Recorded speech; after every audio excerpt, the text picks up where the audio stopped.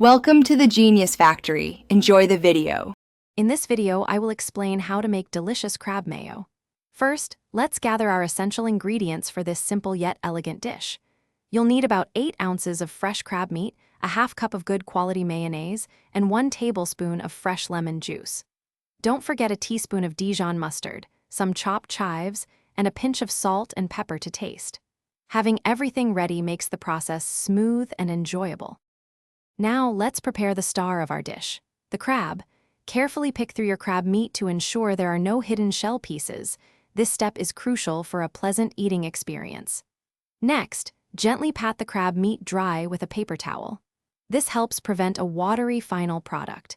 If you have large chunks, lightly shred them so the crab blends beautifully with the mayonnaise. With the crab ready, it's time to craft our flavorful mayonnaise base. In a medium-sized bowl, combine your half cup of mayonnaise, 1 tablespoon of fresh lemon juice, and 1 teaspoon of Dijon mustard. Add a small pinch of salt and some freshly ground black pepper.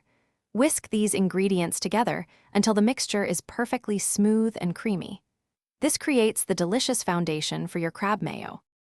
Finally, let's bring it all together.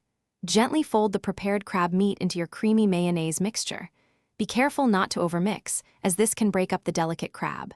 Stir in about 2 tablespoons of finely chopped fresh chives for a burst of color and flavor.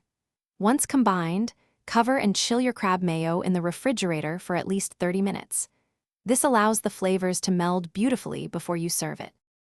Thanks for watching. If you found this helpful, don't forget to like and subscribe.